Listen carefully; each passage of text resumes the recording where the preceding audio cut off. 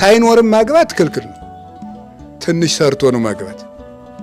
ዋናው እምነት ነው፣ ዋናው ፍቅር ነው የሚባል ነገር የለም እንዴ። ስራም ያስፈልጋል። ሞኝናችሁ መሰለኝ።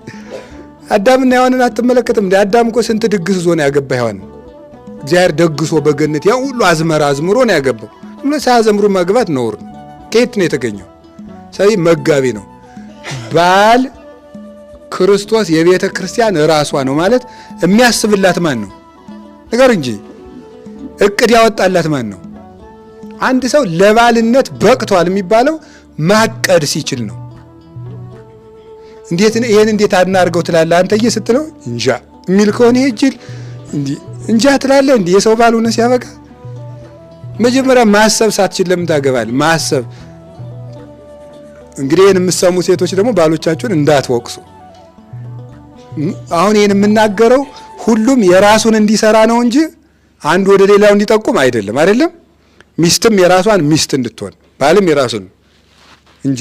ሲጀመር ሴቶች ምን እናድርግ ብላ ስታማከረው ምን ይሻላል ብለሽ ነው የሚል አትወድም። ምን ልብ አንተ ምክንያቱም ለመሰላችሁ ሴት የተፈጠረች ከምንድን ነው? ጎን ነው። ጎን ደግሞ ምንድን ነው? መጠጊያ ነው። ሴት የምትጠጋበትን ነው የምትፈልገው፣ እሱ የሚመራትን ነው የምትፈልገው። እንዲህ ነው እንደዚህ ነው ደግሞ ለነገ እንዲያቅጃለሁ ለከርሞ እንደዚህ ሲል ይሄ ነው ጀግናው ትላለች ማለት ነው። ክርስቶስ ለቤተ ክርስቲያን ንድፍ አውጥቶላታል አይደለም እንዴ? አቅዶላታል። ትንቢተ ነቢያትን አቀደላት፣ ወንጌልን አቀደላት፣ የሊቃውንት ትርጓሜ አቅዶ ስርዓት የሰራላት እሱ ነው። ምንድን ነው ዘይሁ መራ ለቤተ ክርስቲያን አይደለ? ዘተከላላቲ ምዕራፈ ስብሐት ሃይማኖት የምስጋና ማረፊያ ላደረጋት ለቅድስት ቤተ ክርስቲያን ቅን መሪ የሚሰጣት እሱ ነው። ቤተ ክርስቲያንን ስርዓቷን ሰርቶ የሚያስተዳድራት እሱ ነው። ሀጋጊ ህግ የሰራላት እሱ ነው።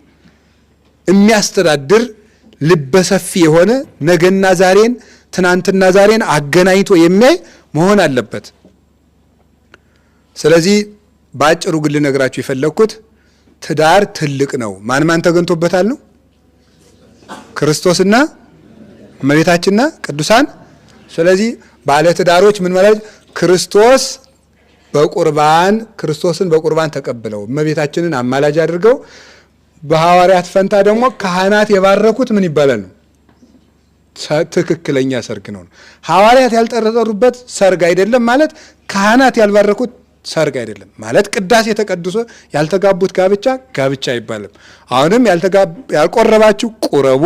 እግዚአብሔር በዓለም ያሉ በትዳር ያሉ ወንድሞቻችን እህቶቻችንን ሁሉ ይባርክልን። ከቃሉ ጋር ናችሁ። እግዚአብሔር ከሁላችን ጋር ይሁን።